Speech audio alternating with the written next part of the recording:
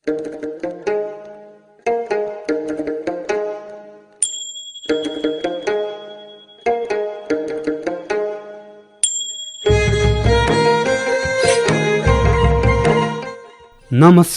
म अम्बिका हाङबाङ। अंग्रेजी सिकै रेडियो कार्यक्रममा यहाँहरूलाई स्वागत छ। चैत्र 11 गते त देश लकडाउनमा छ। लकडाउन बिस्तारै खुकुलो हुँदैछ अनि विद्यालयमै भेट होला र कक्षा कोठामै पढ्ने दिन नै आउला।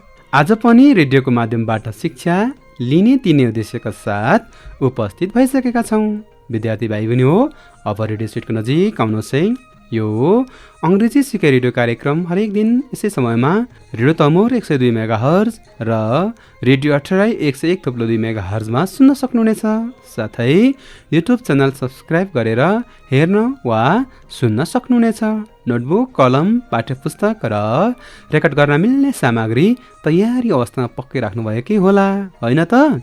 यदि छैन भने तयार गर्दै गर्नुहोस् ल। आजको बसाइमा कक्षा 10 को अनिवार्य अंग्रेजी विषयको युनिट 11 को एक्सप्रेसिङ पर्फर्मेन्समा पढाइ हुने राइटिङ पर्सन अन्तर्गतको जब एप्लिकेसन एन्ड करिकुलम भिटा को बारेमा चर्चा गर्नेछौँ। विद्यार्थी भाइ बहिनीहरू तयार हुनुहुन्छ होइन? आजको प्रस्तुतिका झलकहरू। It is the document which contains the information to apply for a job.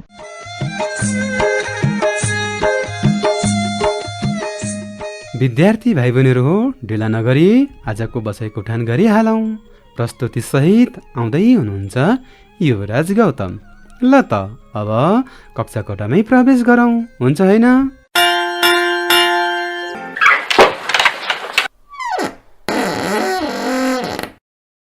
Hello my dear students, I am Yuvraj Gautam and today also present here to facilitate or support a lesson of English book from grade 10.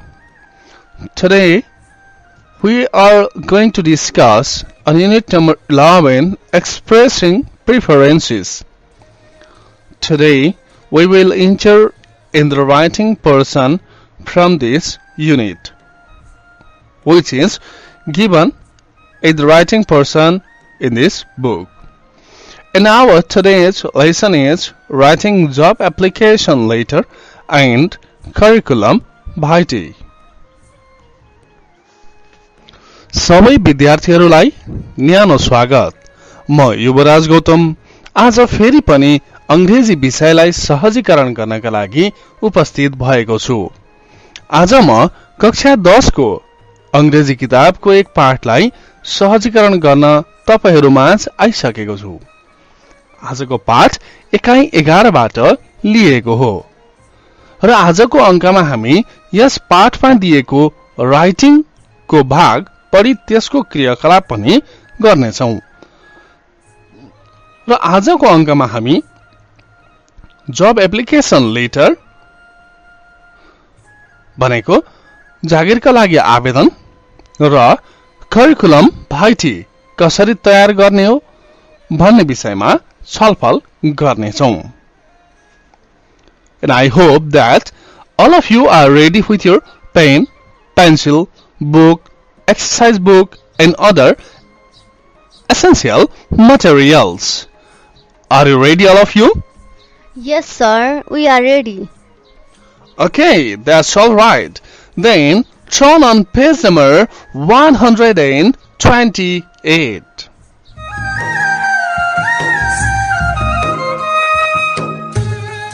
Now, let's start our lesson. As per given in the book, first of all, we will discuss on the elements, preparation of curriculum vitae. हाम्रो बुकमा यो curriculum भाइटी सुरुमा दिएको हुनाले हामी यसैलाई सुरुमा गर्नेछौं र यसमा हामी छलफल गर्दा यसका करिकुलम भाइटीका एलिमेन्ट्सहरु के हुन् अर्थात यसमा के कुरा समावेश गर्नुपर्छ भन्ने कुरामा हामी छलफल गर्नेछौं। And you also can see the model of curriculum vitae in your book also. If you don't have book, then don't worry. I will help you to know the elements or to know the format of curriculum vitae. But you need to listen very carefully. Now, first of all, let's talk about curriculum vitae. What is it? Have you listened it before this? Yes, sir, I have listened, but no clear concept. Okay, that's fine. Then, if you know something about it, please share with your friends. Sir, it is the document which contains the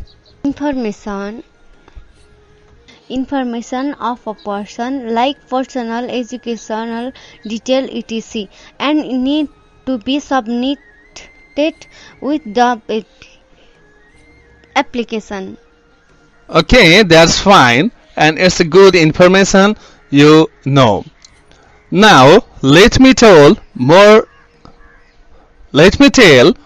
about it. Curriculum vitae is a written statement of one's life, including personal detail of information, education or qualification, work experience, performance, etc., which is used to apply for a job. Sir, could you please make us more clear? Yes, sure. Please listen again. CV भनेको कुनै पनि व्यक्तिको सम्पूर्ण विवरण, जस्तै व्यक्तिगत जानकारी, शिक्षा, त्यसैगरी कार्य अनुभव र अन्य क्षमताहरू उल्लेख गरिएको पत्र हो, जुन एउटै पत्रमा लेखिन्छ र यो जागिरको लागि आवेदन दिँदा आवेदनसँगै समावेश गरिन्छ। बुझ्यो अब? अब त बुझे sir. Okay, now let's talk about the format and the elements of curriculum vitae. Now, look at your book on page number 128. There is given a sample or model of curriculum vitae.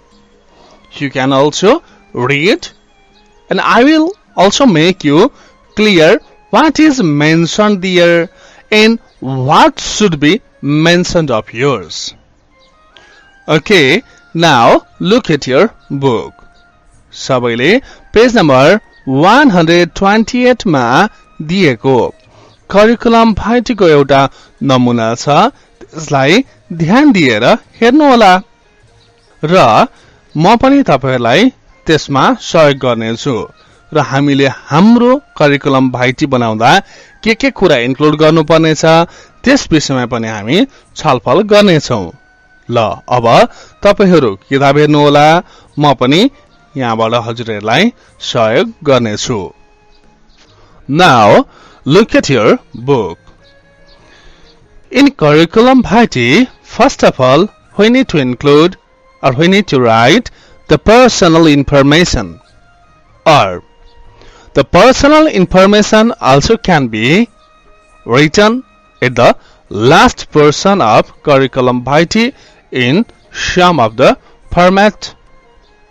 Curriculum vitae मा सुरुमा personal information लेख्ने गरिन्छ, तर कुनै अन्य फर्मेटहरुमा personal information चाहिँ अन्तिममा लेखेको पनि पाइन्छ। Here in your book, the personal information is given in the first. Now look at there. What should be included in the personal information? अब पर्सनल इन्फर्मेसन मा के कुरा समावेश गर्नुपर्छ ध्यान दिएर हेर्नुहोस् सबैले।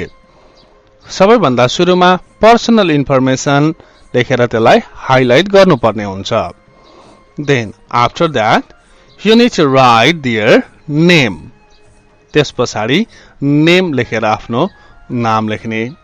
After that we need to write address, and in the same way contact number. Now look at here. In your book, how is it given? Name Deepa Tiwari. Address Bhatte Dada to Lalitpur. And there is given telephone number, mobile number and email. But we need to write some more other also in curriculum vitae. In personal information we can add more other like date of birth. Name address पछाडि हामीले date of birth, त्यसै गरेर marital status, त्यसै गरेर father's name, mother's name, nationality यिनीहरुलाई पनि हामीले add गर्न सक्छौं. Then after that we can write the contract like telephone number, mobile number, email. These are the contact details of the person. Sir, what does marital status mean? Okay, marital status means your information of being married or not. If you are married, you need to write married, and unmarried if not. त्यो वैवाहिक अवस्था जनाउने हो. र if you are married, यदि विवाह भइसकेको छ भने married, भएको छैन भने unmarried लेख्नु पर्छ. यसरी पर्सनल इन्फर्मेसनमा आफ्नो व्यक्तिगत जानकारी लेख्नु पर्दछ. यसमा आफ्नो नाम, ठेगाना, जन्ममिति, बुवा आमाको नाम, विवाह भएको वा नभएको र त्यस्तै गरेर राष्ट्रियता आदि लेख्नु पर्छ. Now look at the next, that is education and qualifications. Now look at your book. How is it given? 2015 to present. Master's degree in English education from Tribhuvan University, Kathmandu, and expected 2017. Here, this CV is prepared before 2017. So, here is written expected 2017 भनेको चाहिँ यहाँ 2015 देखि पछाडी 2017 भन्दा अगाडि बनाएको CV हो यो. र यसमा के भनेको छ भने 2015 देखि अहिलेसम्म भनेको 2017 भन्दा अगाडिसम्म त्यो बेलासम्म चाहिँ मास्टर्स डिग्री इन एजुकेसन पढ्दै हुनुहुन्थ्यो दीपा तिवारीले. र एक्सपेक्टेड 2017 भनेको चाहिँ 2017 सम्म मास्टर्स डिग्री सक्ने उहाँको अपेक्षा छ. Here, while writing the education and qualifications, we should write the higher to the lower. It's here, master's degree is mentioned on the top. Then after that, from 2012 to 2014, she completed bachelor's degree in English education from Tribhuvan University, Kathmandu. Similarly, there is next, from 2010 to 2011, intermediate in education, higher secondary education board, HSEB, that means, from Bhaktapur. In 2008 to 2009, school living certificate from Mahakali Devi Higher Secondary School, Lalitpur.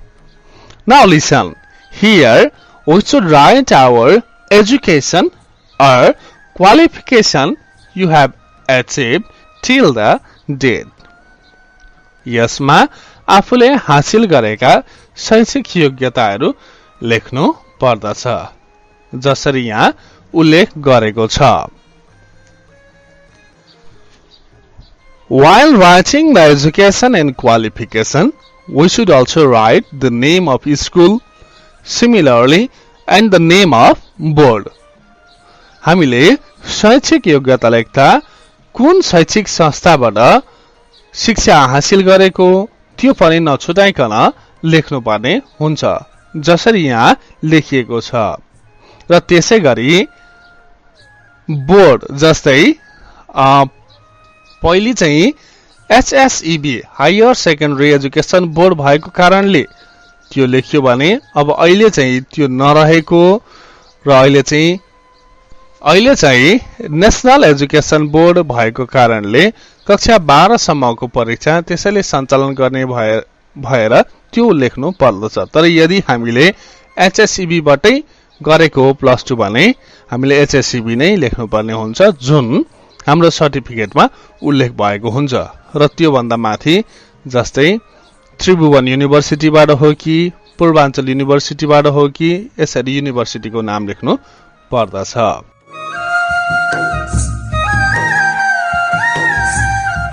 Now, while making yours, अब हामी कक्षा 10 मा पढ्ने भाइ बहिनीहरूले बनाउँदाखेरि केले बनाउनु पर्यो भने त्यतिन्जेलसम्मको शैक्षिक योग्यता चाहिँ कुन स्कुलबाट प्राप्त गरे हो र कतिसम्म गराएछ भन्ने कुरा उल्लेख गर्नु पर्दछ।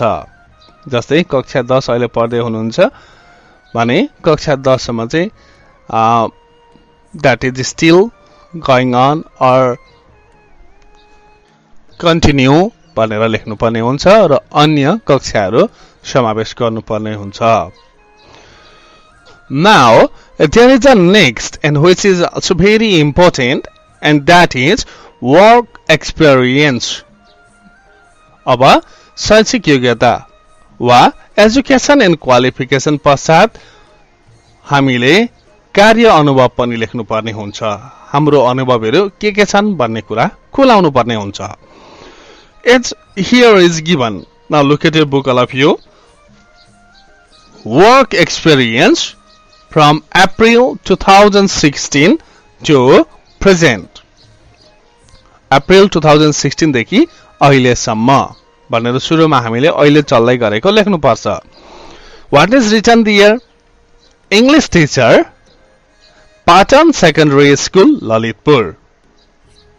This is the workplace. Listen again. The role, English teacher, where Patan Secondary School, address Lalitpur, and the detail is given there again, has been teaching English to secondary level students. This is the detail of her role in the school. Similarly, next, from June 2014 to May 2015, English language instructor, Enrich Your English Academic Center, Kathmandu, taught English to adult learners.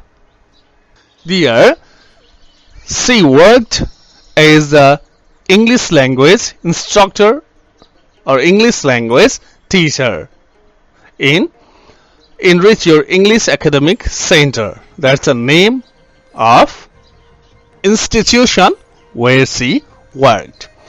Similarly, before that, March 2011 to March 2013, she worked as, there is given, English teacher in Learners Academy, Bhaktapur, and taught English to basic level students. Likewise, she has filled up the work experience here. Now here, we need to write the work experience. That means what work you have done till the date in different organizations in different roles. यसमा आफ्नो कार्य अनुभव, आफ्ना अनुभवहरू उल्लेख गर्नु पर्दछ। आफूले गर्दै गरेका वा अगाडि गरेका कामहरू लेख्नु पर्दछ। कुन मितिदेखि कुन मितिसम्म कुन ठाउँमा गरेको भनेर सबै खुलाएर लेख्नु पर्दछ। Now, look at the next point, and that is skills. Now look at there. what are the different skills of Deepa Tiwari? Now you can compare to you also. Now in skills, languages, which you know, Nepali, which is native language, and English, near native, and speaker fluency, and Hindi. Here, what is said in English language? English is near native, not completely native, but it is her near native mean highly proficient speaker. Here, Deepa Tiwari is also highly proficient English speaker, but not the native. And she is fluent in English, and the next language is Hindi. Similarly, in other skills, computer skills, good keyboard skills, familiarity with Word, Excel, and PowerPoint. Similarly, driving, four-wheeler driving license.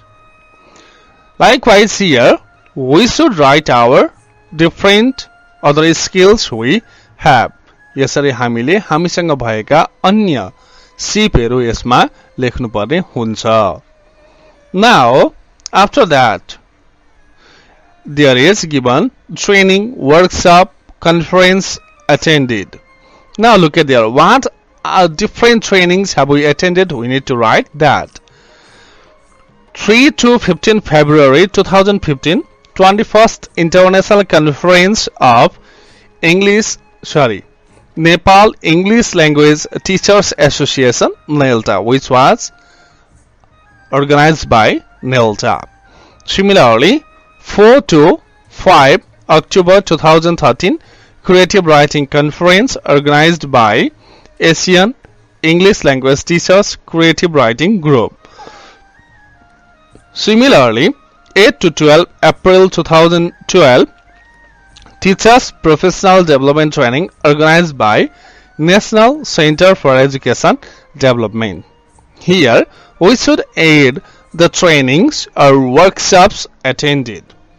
यसरी यसमा हामीले लिएका वा हामी सामेल भएका तालिम, conferences या seminar, गोष्ठी, वर्कशॉप्सहरू के छन् त्यो कुरा उल्लेख गर्नु पर्दछ. Now, we need to write the interests also. Like, what are the interests of Deepa Tiwari? Now look at there. Drama, both acting and directing. Singing, and was a member of University Choral Society. And similarly, writing children's literature. These are the interests of Deepa Tiwari. Now here, in interest, we need to write our interest. यसमा चाहिँ आफ्नो रुचिको क्षेत्र लेख्नु पर्दछ. जस्तो कसैलाई नाच्ने हुन सक्छ, कसैलाई गीत गाउने हुन सक्छ, कसैको ड्राइङ हुन सक्छ, कसैको ट्राभलिङ हुन सक्छ. यसरी आफ्नो आफ्नो रुचि उल्लेख गर्नु पर्दछ. Now, at last, which is the most essential thing in curriculum vitae, and that is references. And here, the references are referees of Deepa Tiwari are Dr. Jairaj Awasthi, Professor, Tribhuvan University, Kathmandu, and Khaguraj Baral, Director General, the Department of Education, Bhaktapur. And now, what are references? Listen carefully. Reference is the most important in curriculum vitae. In this category, we need to mention the name and also the contact of person who can be as a proof of our education, work experience, our character, etc. यसमा यी माथि उल्लेख गरेका शैक्षिक योग्यता भए, कार्य अनुभव भए, यिनलाई थप प्रमाणीकरण गर्नका लागि आफ्ना शिक्षक वा अगाडिको संस्थामा काम गरेको भन्ने प्रमाण दिने व्यक्तिको सम्पर्क सहितको नाम लेख्नु पर्दछ. रेफरेन्स चाहिँ सीबी या करिकुलम भाइटी बनाउँदा अत्यन्तै महत्त्वपूर्ण मानिन्छ. Now, This is the sample of CB. Now listen to me carefully. I think you know now what areas should be included in CB. Can you say now? Yes, sir. Here are given main 7 areas. Yes, here are the main 7 areas, which are personal information, education and qualification, working experiences, skills, trainings, workshops attended, interests and references. While writing curriculum vitae, we should also include those. Now, I think you can also prepare your curriculum vitae. But while applying for the job, first we need to write the job application letter also. Then we should attach CV with job application letter. हामीले कुनै पनि जबको लागि apply गर्दा पहिले जब application letter पनि चाहिन्छ र त्यस पछाडि मात्रै हामीले करिकुलम भाइटी अट्याच गर्नु पर्दछ.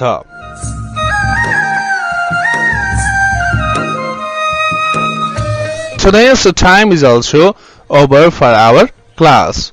So, we will discuss on the format or elements of job application in the next episode. So, today this much only. But before that, I'll give you some home tasks. Your home task is to prepare a curriculum vitae of yours.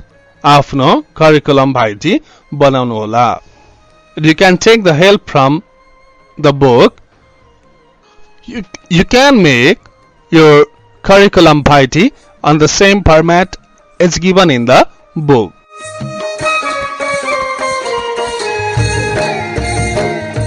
Thank you, dear students.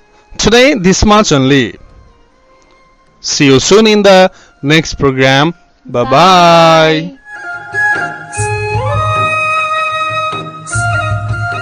Yuvraj Gautam सरलाई धन्यवाद.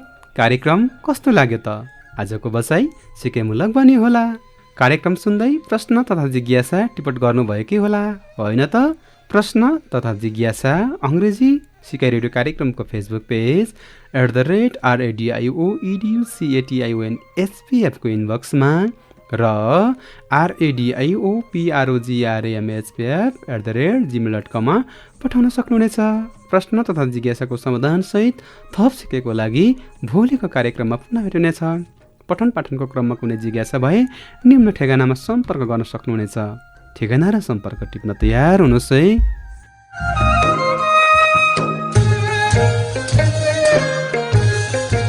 Human practice foundation Phungling नगरपालिका 4 Taplejung. Phone number 024 हवस् त. आगामी अङ्कमा पुनः भेटिनेछ. म अम्बिकाङबङ बिदा हुन्छु. नमस्ते. सामाजिक दूरी कायम गरौँ, साबुन पानीले मिची मिची हात धौँ, रेडियो सुनौँ र पढौँ. धन्यवाद.